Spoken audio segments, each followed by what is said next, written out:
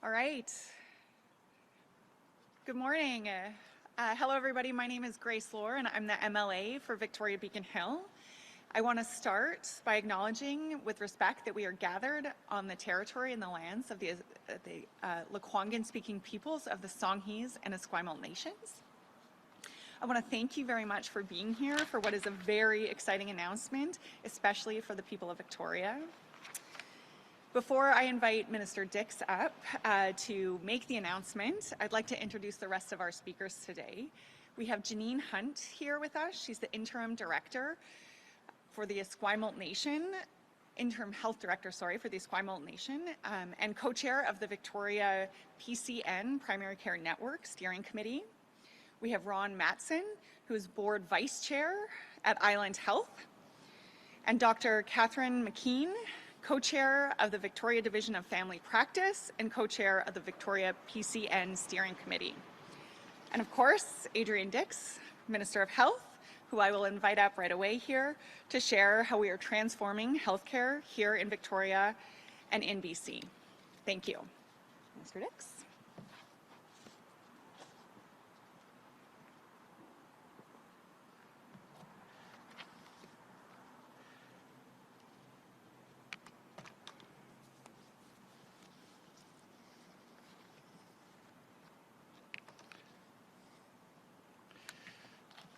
Thank you, Grace, and hello, everyone. It's a beautiful day in Victoria. There's a bit of wind, so the journalists who are on the phone will miss the opportunity to see me chasing after my papers at various points in the presentation.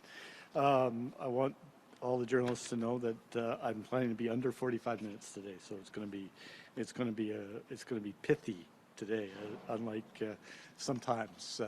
When it can go on longer than that. I'd also like to acknowledge, as Grace has, I want to thank Grace and her colleagues in the legislature who have been such strong advocates for healthcare in the Capital Regional District, Rob Fleming and Lana Popham, Murray Rankin in particular for this announcement, but also Mitzi Dean, and there's a guy who represents Langford as well, Premier John Horgan.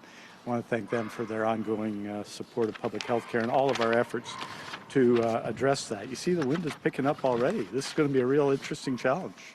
Check against delivery. I want to also welcome my fellow speakers, and you're going to hear from them in a moment. Janine Hunt, who's the Interim Health Director for the Esquimalt Nation, of course, co-chair of the Victoria PCN. Ron Matson, my friend Ron Matson, the Board Vice Chair at Island Health. Dr. Catherine McKean, the co-chair of Victoria's Division of Family Practice, who played such an integral role in the development of this announcement today. I want to thank everyone who's joined us as well. It's exciting to be here. It's exciting and fundamental to talk about primary care, because I think it's fair to say that primary care in British Columbia is changing. And some of that change has been by necessity. Certainly the situation when I became Minister of Health indicated that.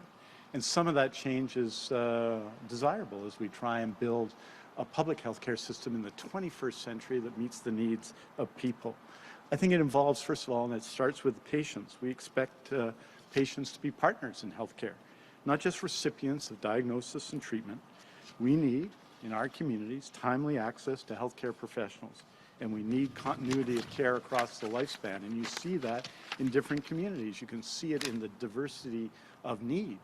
In the Victoria division that Dr. McKean represents, the diversity of need in patients, an area which is, of course, and people will note that, has a very significant number of seniors, but also other significant needs that we know of in our community, in our streets every day.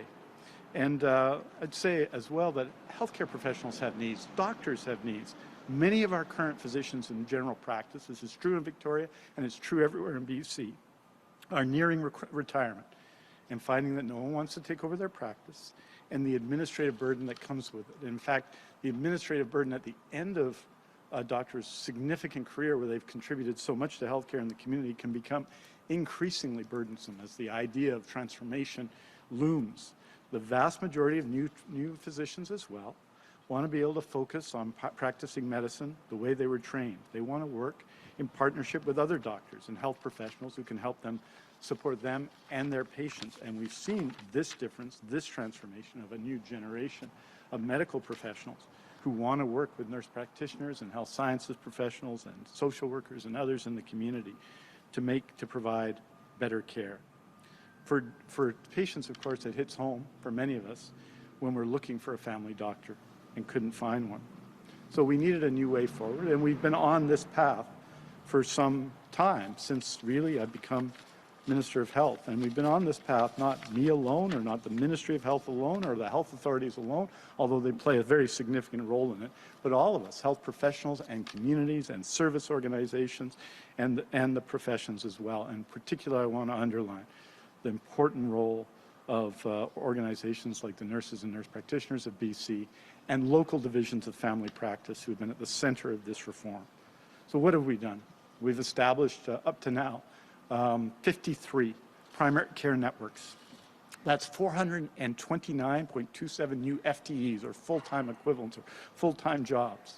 So far, 53 PCNs in categories, and those jobs are in categories such as family physicians, nurse practitioners, registered nurses, allied health professionals, Indigenous wellness providers, administrative support, pharmacists, and many, many more. They provide resources for primary care networks all across BC, and we're going to be talking primarily about that today. In addition, 24 new urgent and primary care centers across BC, which have proved their value already, and in particular, proved their value in a profound way during the COVID-19 pandemic. We've established new nurse practitioner-led clinics, including one here in Victoria, one in Surrey, one in Nanaimo, that are transformative in providing care to patients. We've established new community health centers, in particular Indigenous community health centers, like the one supported by Vancouver Coastal Health, a First Nations health authority at Luma in my own constituency of Vancouver, the Luma Health Center at Nanaimo and Grandview Highway in my own constituency of Vancouver Kingsway. And we have, of course, provided and more support for community health centers across BC, which provide an innovative way of delivering health care. So that's where we've been, and today's announcement is part of that broader reform, which includes, in addition to that, the training of new healthcare professionals in supporting primary care and a new focus for all of our health authorities who have largely in the past focused on acute care to the detriment, I would argue, of primary care, and it would become significantly focused on supporting primary care in BC, of working with the community of medical professionals to build a better primary care system together. So with that, I want to say that we're announcing today 4 new primary care networks that will serve people in Victoria, in Saanich and in Oak Bay. More than 200,000 people served in the areas involved. They will join primary care networks that already exist in Saanich and in the western communities in places such as Souk as well. These 4 new primary care networks will deliver, first of all, more resources in care over the next few years. When fully allocated, over the period across the 4 primary care networks, that's 10 FTE family physicians, 15.5 FTE nurse practitioners, 31 FTE registered nurses, 0.5 FTE licensed practical nurses, 9.3 FTE social workers, 8.8 mental health and substance use clinicians, 2.6 occupational therapists, 2.5 FTE physiotherapists, 2.2 FTE dietitians, 2 outreach workers, 1 FTE respiratory therapist, 8 FTE Indigenous health roles, and 4 FTE clinical pharmacists. In other words, a primary care network that builds on our existing practices. 43 clinics in the areas covered by these 4 primary care networks are participating. Existing clinics are participating. They will join they will join and build and supplement and support by establishing our goal, which is team-based care across BC. The addition of 96.5 health professionals in any community would be impressive, and it would be a significant announcement today. And perhaps we could leave it at that, but those of you who know me know that that's unlikely. It doesn't tell the whole story. It doesn't tell an important part of the story. The story is that they're a team working together, connected with one another to give patients the care they need. And they mark a transformation, one that we've done together, to team-based care here and across BC. It's our co-chairs who are with us today and will speak with us, can speak to this. These primary care networks started in the community. They didn't start in my office or the Ministry of Health on Blanchard Street or in the Island Health headquarters. They started with divisions of family practice, with Indigenous community leaders. They started in the community, and they reflect the particular needs of Victoria in that respect. By building and networking a team of health professionals, we will provide everyday health care to people living in these communities. Working together, they will add much needed resources to communities to ensure that a patient's primary care needs are met today, tomorrow, and beyond. And they will be the backbone of team-based care. And I think that what we see and what we want to see is teams of doctors, of nurse practitioners, of other healthcare providers, of mental health and addictions clinicians, of others, network together to streamline referrals for patients and better support the primary care needs of the entire community. And you will see this reflected in the material that's been provided to you, in the focus and the significant focus we have in this announcement on mental health and addictions in the community, and the proposals that are significant are recognized in that. You will see improving health care for people experiencing homelessness, mental health and substance use conditions. You will see addition of a high complexity care team dedicated to providing ongoing long-term primary care to people with complex needs. You will see culturally safe care for Indigenous people, so needed in our communities, and the role of everyone, including the Victoria Native Friendship Centre and others in developing this is important. And I want to acknowledge as well 5 First Nations communities, the Songhees, the Esquimalt, the Suk, the Zishnu, and the Pashtun First Nations for all of their work. 2 mobile medical vans have been approved for the Victoria PCN.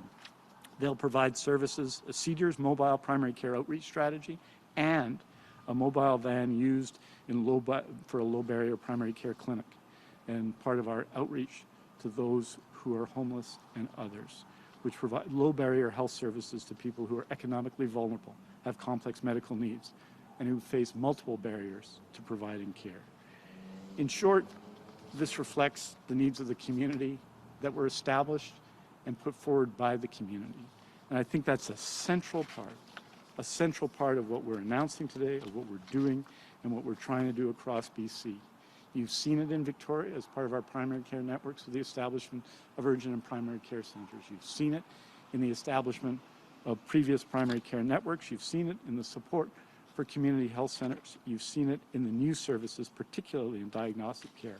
We've seen both in cancer and across the healthcare system in Victoria that have reduced wait times for MRIs and other diagnostic care.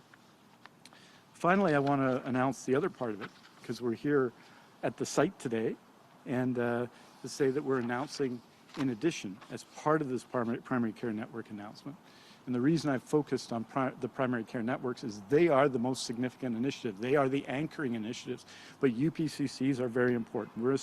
We're announcing a new urgent and primary care center right here in downtown Victoria, opening on July 19th, 2021 at 1107 Pandora. The center will be the largest in the province at 840 square meters. For patients who are already established to existing local family practices that move into the UPCC, they will continue to receive the ongoing consistent health care they need at the center. And I would say that UPCCs, as I've noted, and as it first opens, it will be open here 9 a.m. to 3 p.m. And then when fully established, they will be expanded to 8 a.m. to 8 p.m. with care available 7 days a week, including statutory holidays. The UPCC here at this site, and we'll be doing a little ribbon cutting in a moment, is part of the primary care network and part of a network of UPCCs around the province that are delivering care for people. And the success that we've had in Langford, the success that we've had in James Bay, the success that we've had in Saanich, the success we've had all over British Columbia, and the dramatic increase in visits we've received during the pandemic is an indication of the value of UPCCs. But this is not just a UPC announcement, it is actually a primary care network announcement. UPCCs represent a component of that, as do community health centers, as do adding more health professionals, as do supporting through all of our actions the best possible primary care, everyday health care for people. That's what we're doing here in Victoria and Saanich and Oak Bay today, and that's what we need to continue to do across BC to establish, if the 20th century was the time, and when I first came to British Columbia in 1969, which seems like a long time ago now, I don't really see myself as a child in the 1960s, but there you go. We came here and we found a family doctor at that time who was a sole practitioner, and he served our family very well for the decades that followed. And the 20th century in healthcare was very much that decade. It was a decade in primary care of sole practitioners. And the 21st century has to be, must be, because doctors want it to be, because patients need it to be, because we all support it, about team-based care. And that's what this announcement is about today.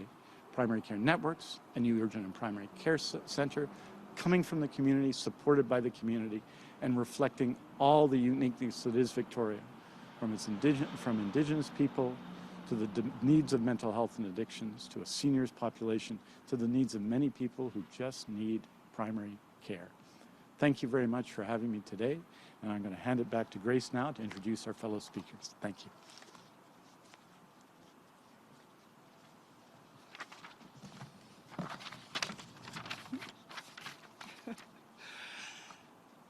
Thank you so much, Minister.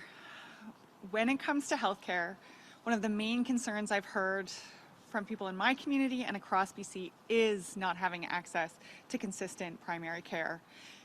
Today's announcement is a big step in the right direction to change that. I can't say how excited I am about what this means for seniors, for families, for individuals who need access to that primary care in my community and beyond. When we have better access to healthcare, the healthcare that we need, our whole lives can change.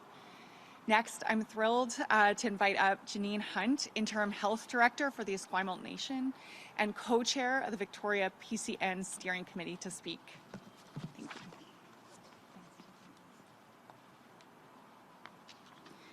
So good morning, everyone. My name is Sosamtanat, otherwise known as Janine Hunt, and I am honored to be living and working in the unceded traditional territory of the Lekwungen-speaking people, Esquimalt and Songhees. I support our Indigenous peoples' inherent rights to health and wellness. Through the primary care network, we will strive to uphold the principles and standards articulated in various reports, inquiries, and legislation, such as United Nations Declaration of the Rights of Indigenous Peoples, Truth and Reconciliation, the National Inquiry into Missing and Murdered Indigenous Women and Children, and the In Plain Sight report that addresses specific racism and discrimination in the BC healthcare system. There is a commitment to transforming primary care in Victoria such that Indigenous, Métis, and urban Indigenous peoples can access high quality, culturally safe primary care that is free from stigma and discrimination. The Indigenous Collaborative Committee recommendations that are being pursued include collaboration with the South Island PCN and coordinate services for all people south of Malahat, honor the tripartite nature of the PCN agreement, dedicate some PCN resources to services that focus on First Nations, Métis, and Inuit, increase and improve the primary care access and attachment for all Indigenous, Métis, and Inuit populations, develop and implement a culturally safety plan that focus on cultural safety and humility. I look forward to continuing the work with PCN on improving access to primary care for all people south of the Malahat. Haichka. Change it back to Grace.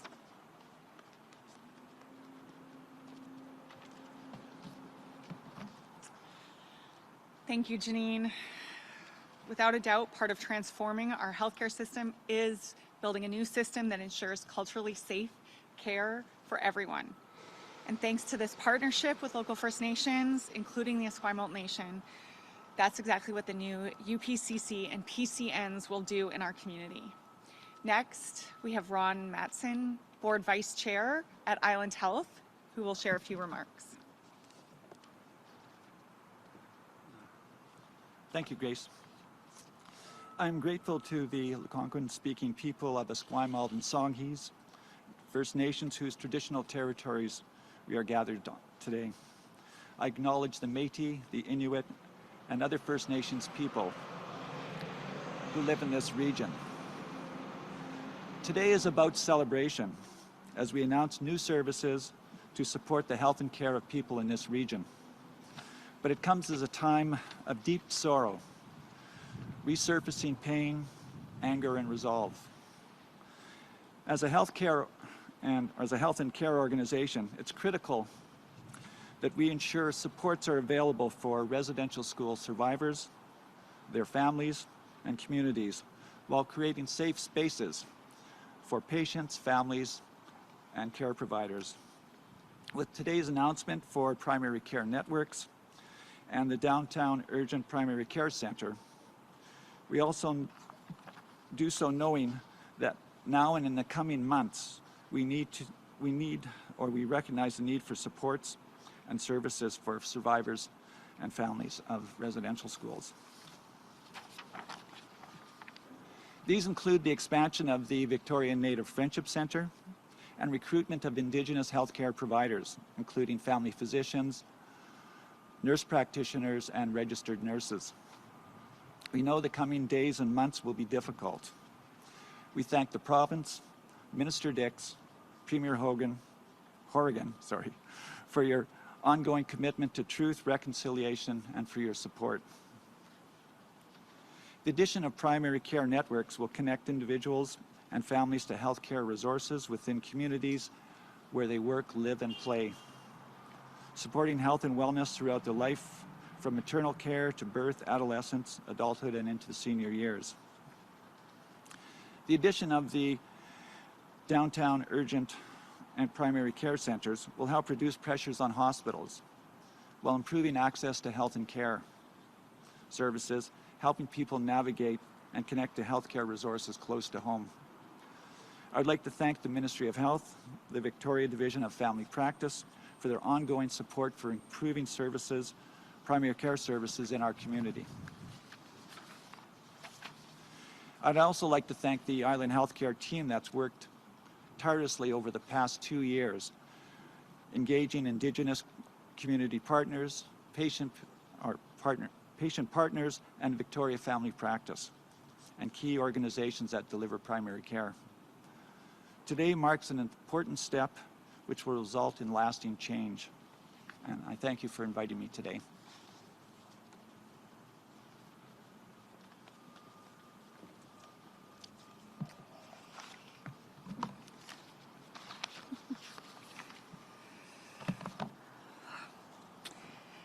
Thank you, Ron, and thank you to everyone at Island Health who has been an important part of making this a success.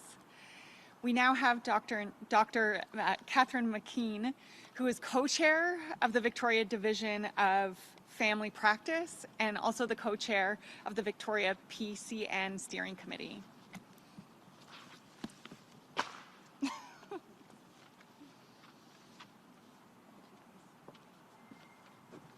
Good morning.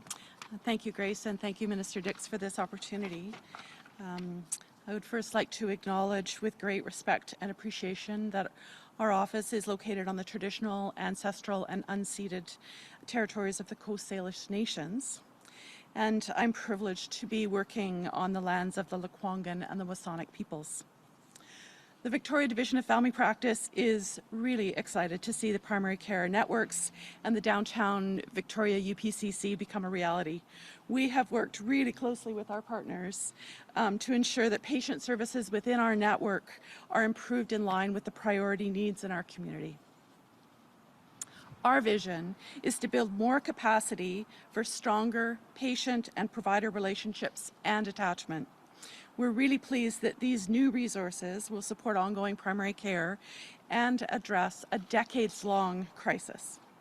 Ongoing primary care by consistent providers is the gold standard for primary care. First, we are really excited about the Downtown Victoria UPCC. This centre will allow several family doctors who might otherwise close their practices or retire to relocate to this team-based care environment. Thanks to the unique model that we've developed at this site, many more patients will stay attached to their current family doctor and also continue to receive health care in the event that their family doctor retires. Both the patients and the providers will benefit from the additional support that team-based care offers at this centre. Our hope is to see more sustainable models like this in order to encourage new family doctors that will come to work in our community of family practice physicians. Second, this Victoria Primary Care Network is also a team-based care support to patients and their family doctors within our local community of family doctor offices. Team-based care is best practice and it's the future. So our family doctors are pleased to receive these much needed resources in order to improve the lives and health of the patients in Victoria. This is the beginning of a pivotal shift for primary care in Victoria. The Victoria Division of Family Practice will continue to play a very key role in advancing primary care, and we look forward to continuing this work with our many partners. Thank you.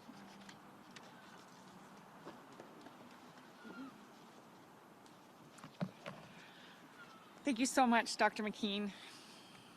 As you can see, there are many people dedicated to making our healthcare system better for people.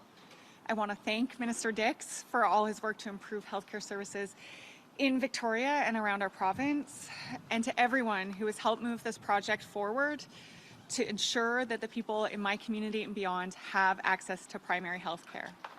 It is clear how much the new centres and networks mean to those who have been involved, who have done this work, and they would not be a success without their dedication and commitment. Thank you all for being here. Minister Dix is now available to take some questions. Thank you very much. A reminder to reporters on the line, please press *1 to enter the queue. You will be limited to one question and one follow-up. For our first question, we go to Marcella Bernardo, News 1130. Hi, Minister, and everyone there. I apologize because I'm asking about something that has nothing to do with today's announcement, even though I think it's wonderful that more primary care is going to be available to people in and around Victoria. Marcella, I felt that was a good possibility when you got on the phone. I had I've now won a small wager over here, so I'm that the first question would not be about the announcement. So I'm already feeling good today. I'm making progress. Okay, sorry about that, but I was hoping to just get your thoughts on how top of mind it is for you about cross-border travelers now waiting up to 6 days for test results from places like Life Labs, because we're hearing from people that are either dual citizens or people that have had to travel to the United States and were promised that their results would be given to them within 48 hours, and they're waiting several days. Just on a broader space, if you could talk about how concerned you are that Life Labs and other labs are going to be overwhelmed as we see the border restrictions eased up even more over the next few weeks. Well, obviously it's a subject of concern amongst, I think it's fair to say, Marcella, many subjects of concern. I think, as you said, we're likely soon to see a very significant increase in traffic and people requiring such tests to travel, and dealing with different jurisdictions that will have different rules, including different American states that will have different rules about that travel. And this is why the Premier has raised this issue specifically with the Prime Minister, because in many respects this is a federal issue, to ensure, because I think, in my view anyway, we're going to have to, for this purpose, significantly increase our capacity in the coming days and weeks. What it says if you are traveling is you do have to make some preparations in advance. This is not something any more than it would be for other preparations you might make to travel. For example, immunizations that you might need to travel to certain countries. Sometimes people leave that very late in the pre-travel process, and right now we have to do it, as you've noted, significantly in advance. This is something we've raised with the federal government in terms of their contracts on this issue. It's a significant issue for them, and it's one of many, I think, that the federal government will have to deal with as we see an increase in cross-border traffic. It's our expectation that the means be put in place to ensure that British Columbia and Canadians are protected. I know that's the goal of the federal government, but they're going to have to ensure and work on this. This is not just a matter of saying we're opening the border. We have to, in terms of dealing with people coming into British Columbia and people leaving and then returning, there's going to have to be a significant infrastructure in place by the federal government. That's why the federal government taking their time to move towards opening the border strikes me as a good idea. But what you've identified is absolutely one of those. There's certainly going to have to be an increase in capacity. This is something that I put my attention to and something that the Premier thought sufficiently important to raise specifically with the Prime Minister. Marcella, do you have a follow-up? I do. We're also hearing more about confrontations with people refusing to cover their faces in stores, and with 76 more cases being recorded yesterday or reported yesterday, how concerned are you that maybe it was a mistake to lift the restriction of mandatory masks, knowing that 8 out of 10 people now support keeping them mandatory in public spaces indoors, and in light of us hearing more and more about people refusing to wear them in places where they're asked to? I think the first thing to note, and I think it's important for people who continue to wear masks, is that, and we tend to forget this because there's been a long debate and a long discussion about masks and about the measures that have been put in place by public health to protect us against the transmission of COVID-19, that the primary purpose of masks is to protect other people. To protect ourselves, but to protect other people. So for all of those people who see people wearing masks, the only thought really that should be in our head in those circumstances, whether they're mandatory, whether they're recommended, whether people just are choosing to use them, is thank you and respect. And that's what we need in these times throughout the system. What we've seen in the last few weeks, and we tend not to, and again, we're not briefing as often as we were on questions around COVID-19. I think it's important to look at 7-day rolling averages. I would say, it's fair to say the 7-day rolling average is up somewhat. But I also say that the test positivity in 4 of the 5 regional health authorities is still under 1% today. That's consistently come down over time. And that we have to look at it day and over day to see the impact. For example, in the last week or so, the one health authority that's had a slightly higher test positivity, around 3%, whereas the rest of the province is around 0.85 on average, is the Interior Health Authority. And what that reflects in part is significant outbreaks, in at least one case associated with an event in Grand Forks where we saw significant transmission. And if you look at Grand Forks on a map, because of that one case, it was off the charts last week. And I know you follow these things closely, you would have seen that. But I think in general, what we've seen since we went from step 1 to step 2 and then step 2 to step 3 is overall the 7-day rolling average of cases going down. And in addition, and even in health authorities, such as the Interior Health Authority, where the test positivity, and listen, in March and April, we would have been celebrating throwing parades for a 3% test positivity as they see in Interior Health. But even in those health authorities, I think we saw yesterday 3 or 4 people in hospital in Interior Health. So every day we monitor and look at it and look at variants, and the leaders in public health led by Dr. Bonnie Henry look at those things. And what we need to do is continue to respect the measures that are in place and continue to respect one another to reduce transmission. And the final thing, because I have you all on the line, we've got to increase immunization. We've got to keep increasing immunization.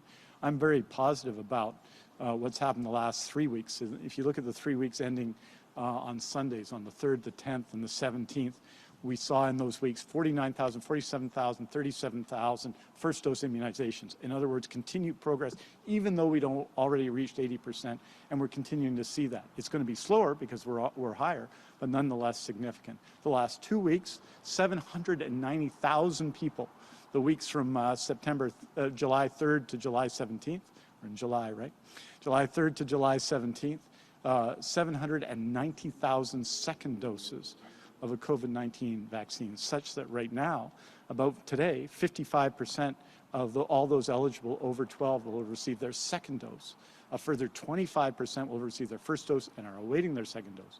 And we have to keep working on the 20% who have not yet been vaccinated, because the best thing we can do is to continue to get our first and second doses of COVID-19 vaccine, and I encourage anyone who hasn't done so to do so. And if you're on Vancouver Island, I think it's very exciting, and I think Island Health, I don't know if they've announced this, Ron, they will be announcing it, a Vax van that'll be going to communities around. I think it'll be in Cobble Hill soon, around Vancouver Island.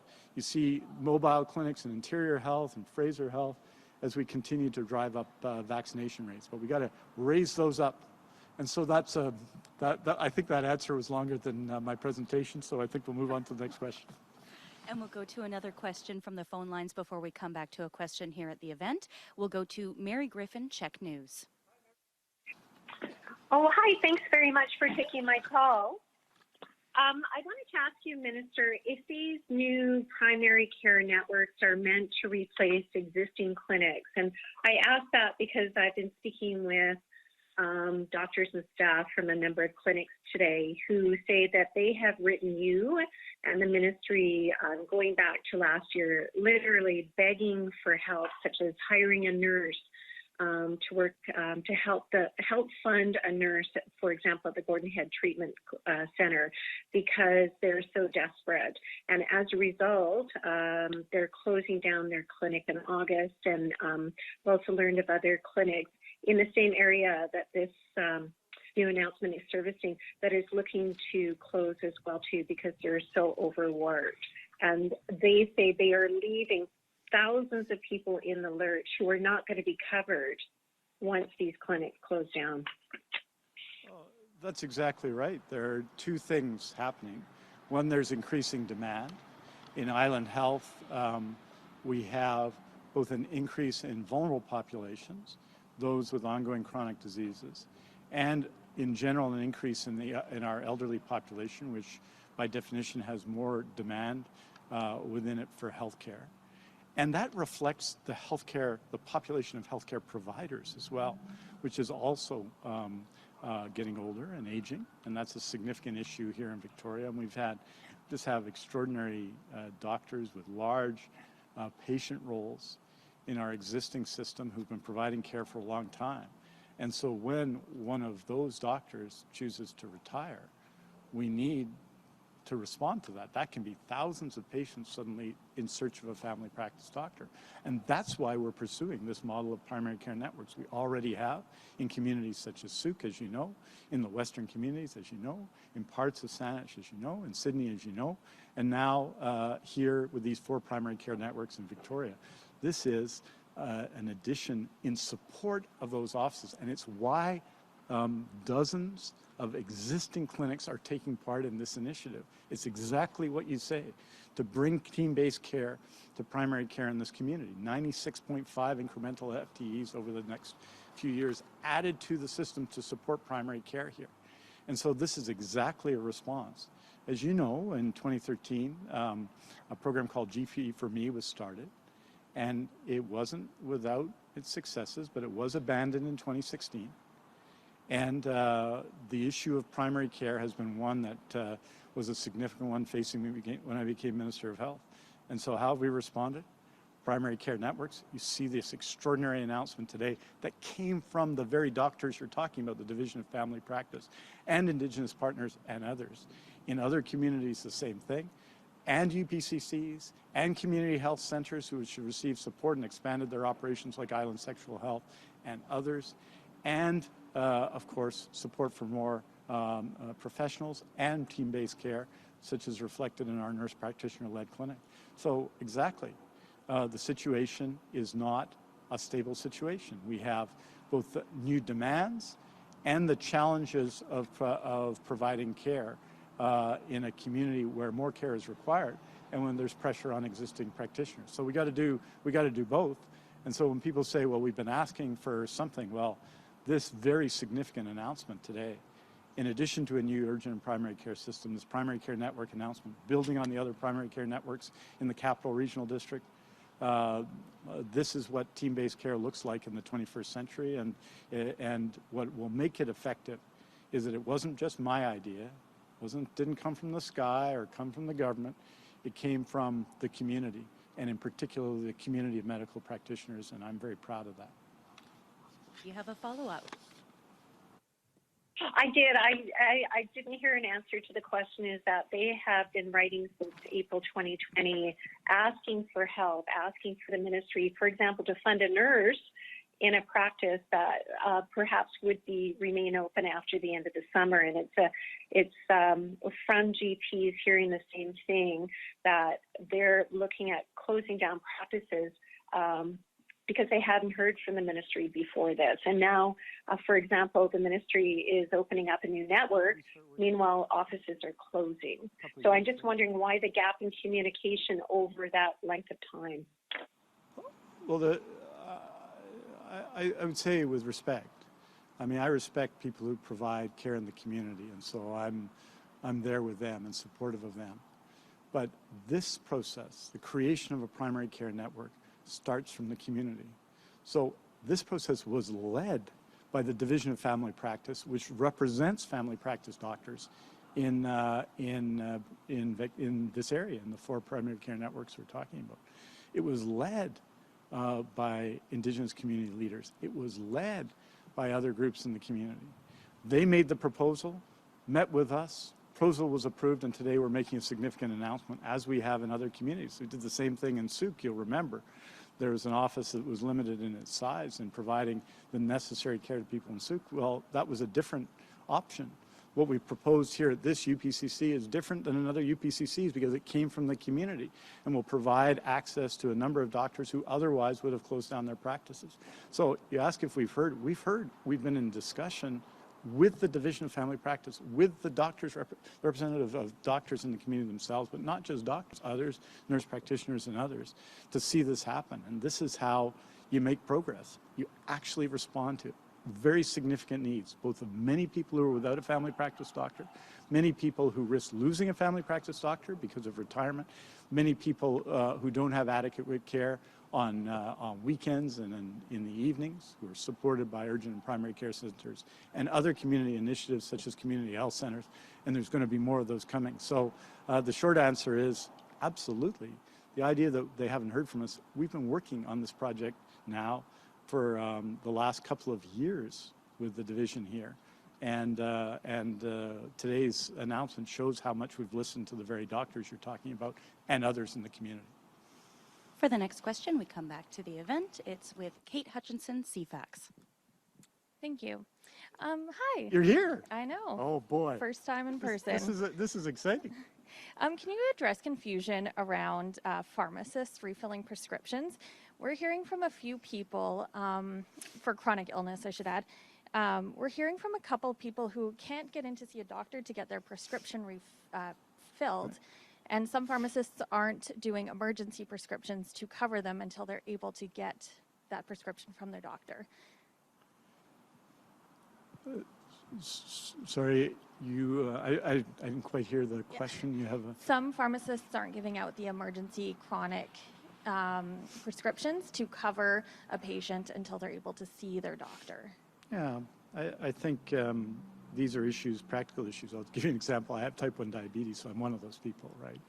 And so there is a regular period in which it's important that I see either a family doctor or a specialist, an endocrinologist, to renew a prescription. Otherwise, the prescription gets picked up for a period of time. So these are challenges. I'm interested in hearing the concern, and it's something that we can talk with the BC Pharmacy Association about, with the Doctors of BC about, and see it's important that people have those concerns. I'd be interested in hearing them and how we can do things better. There are challenges, right? This is not the pharmacists play a critical role in the system, and you've seen this during COVID-19.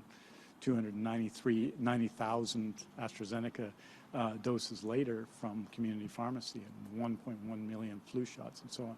What a central role they play. But these issues of prescribing are significant issues both between the colleges and others. And I'm interested in the concern and be happy to follow up with you on it. Great, thank you.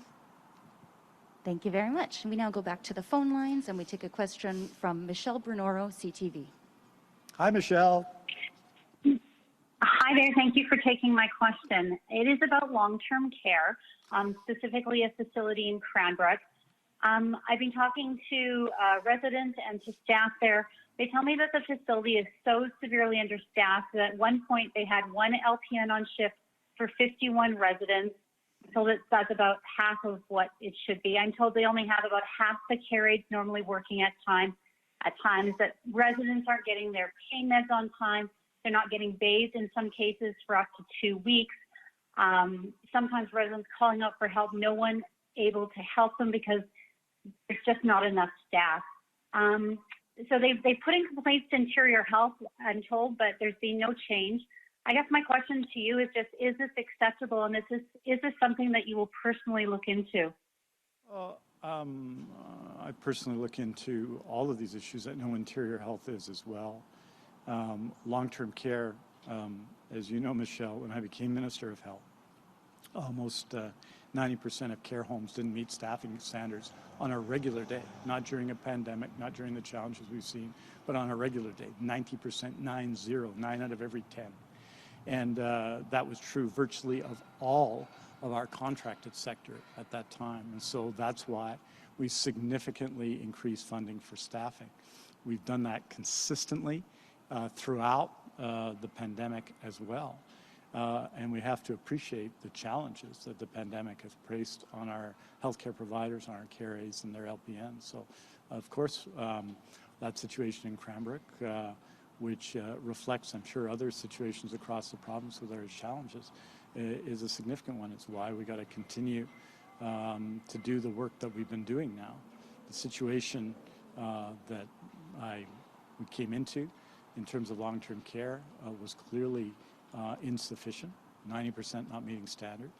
And it was important that we started to do that, because you can imagine in this period of pandemic what would have been like if we hadn't done those things. The changes in the way we treated healthcare workers, excuse me, were important too. Bill 47, which got rid of Bills 29 and 94, which essentially served as blocking people from becoming healthcare workers, fewer rights than any other workers in society. At the beginning of the pandemic, the single site order, which is an investment of $165 million in staff and healthcare, the specific supports we've given to providers during the pandemic to support staffing, and the continuing efforts we're making. And it's still a challenge in many cases. In the case of some care homes, dozens of health authority care aides, LPNs, and administrators went into different care homes to support staffing. So that work continues to happen, and of course we'll look at the situation in Cranbrook. This has been an unprecedented effort in an unprecedented year, and the challenge for people in long-term care is considerable. And of course, specific concerns about care homes across BC are things we're looking at. But the investment and the will has been extraordinary, and the commitment has been extraordinary. That doesn't mean the challenges aren't equally extraordinary. Michelle, do you have a follow-up? Yes, I do. So what then can be done now for these residents and for these staff? Because it sounds like they're just at a breaking point there.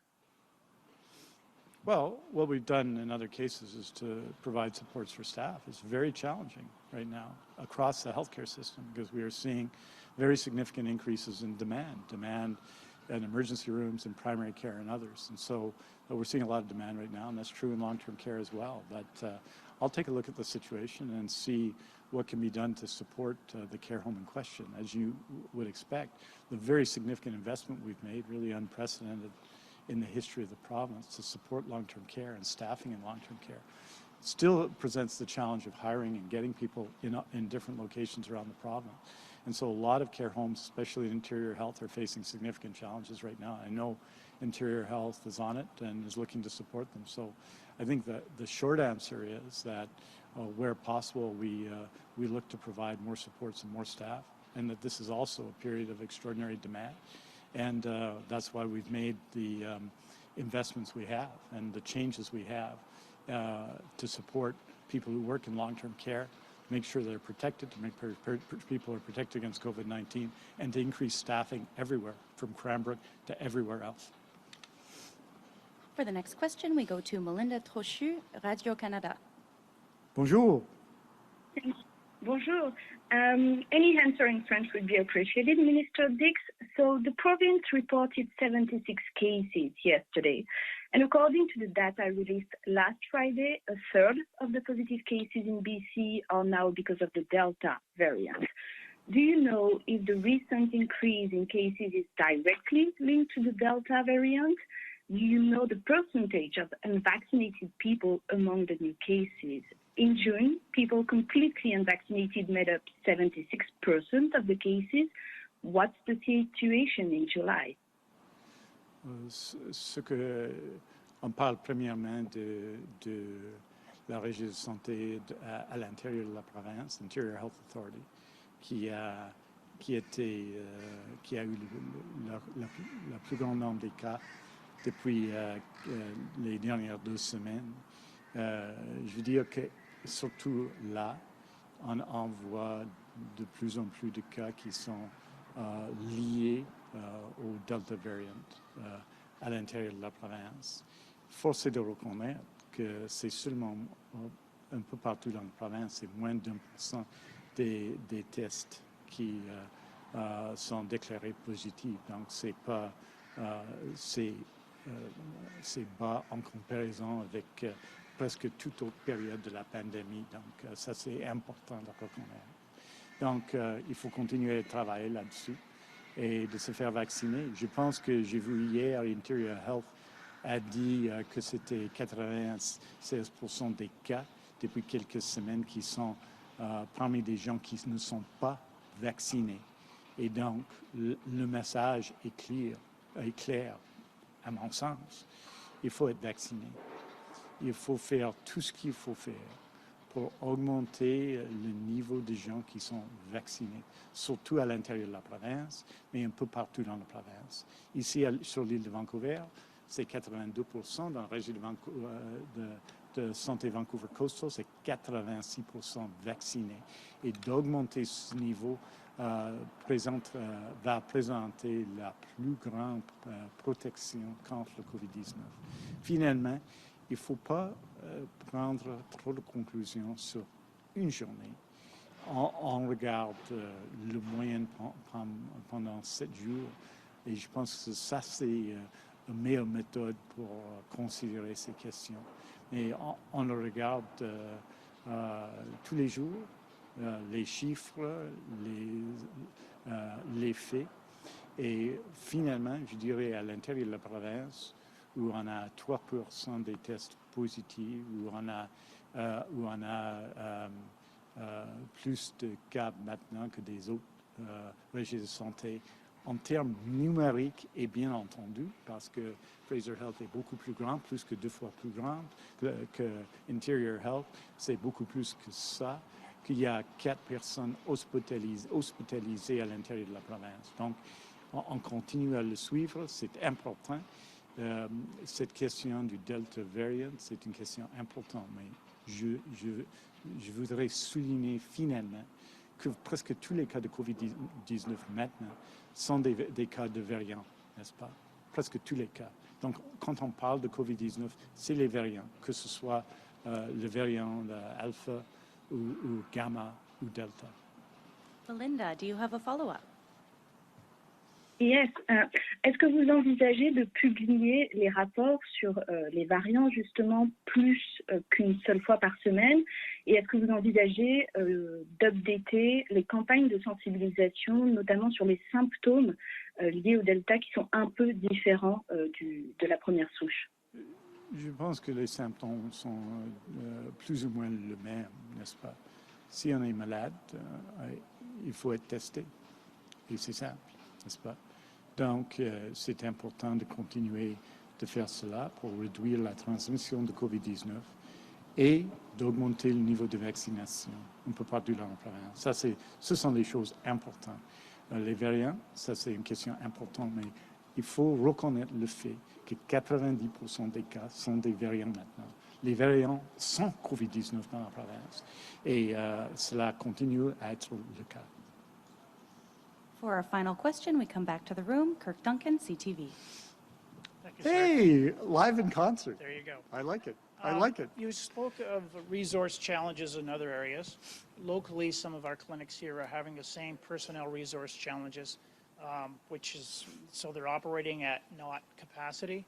Will this facility have resource management problems with personnel, and will it operate at 100% capacity? Well, if you look at our urgent and primary care centers across the province, they are operating at or near full capacity. So we've been able to do that. We have 24 of them. In addition, the hundreds of FTE positions, the full-time positions that we've added to support primary care networks across the province. It is a challenge in this day and age. The resource challenge is the most significant challenge facing public health care in general. But we feel we're going to these are, particularly in this case, very attractive places. You're going to see it in a second. Very attractive places to provide team-based care in the province. So we think that this is going to be very successful. It has the support of the local health community. It has the support of local divisions of family practice. It's going to be a great place to work. So we're going to continue to do that. And I think you've seen that. The record is that we have been filling positions at very different urgent and primary care centers, existing non-government care centers such as in Nanaimo, our first primary care center, which is combined with a learning center for new doctors in Kamloops. We have many different models. Our model at the Reach Community Health Center of an urgent and primary care center there. The model here is slightly different. They reflect the needs of communities, and partly that's the need to ensure that we provide the medical resources and the staff resources necessary, because it's a challenge. And how do you do that in addition? Well, in the case of nurse practitioners, who are a significant group, you train more, and that's why we've increased the number of nurse practitioners graduating in BC by 67%. Do we have enough people to staff these clinics now? Well, I think we will, but you're right. It's a challenge to get the staff necessary, not just for these clinics. The primary care network really covers all of the existing clinics participating. I think it's 34 such clinics in BC, in this area, in the 4 primary care networks. So we're working with all of those clinics to support their staffing needs, because what you don't want to do is to, there's a biblical expression for this, which I'm not going to use because I feel that's not what I should do. But, you know, you don't want this to be a zero-sum game. You have to add to the resources, and that's the idea of primary care networks and the support that's given, to do exactly what I was asked about earlier, to provide in practitioners' offices the other parts of the team necessary to improve care and to have offices work together. And that's what's happened here. And I really praise the Division of Family Practice here who've made that possible. So I think it's a challenge. I absolutely think it's a challenge. There is no question about that. But to date, we've had significant success in staffing our urgent and primary care centers. The other thing is we've seen, and this is a challenge right now, we've gone in an unprecedented way, dragged there by circumstances, to increases in virtual care, right? And this can be a challenge as well, because there are some people who really want to see someone in person, so it's a challenge right now. So these are the challenges facing the healthcare system at this time in the pandemic, which is, are we going to see, and we obviously need, the return to more regular doctor care while maintaining the advantages of virtual care, and those things we have to continue to see happen in the next little while. So is it easy? No. Are we determined to get there? Yes. Are we training more people to get there? Yes. And we got to keep working together to make it happen and support our healthcare workers, our healthcare professionals everywhere. Very much. That concludes today's question and answer period. I would like to invite all of the speakers and minister to join us at the front of the building for the ribbon cutting. Thank you. Thank you. Thank you, everybody on the phone.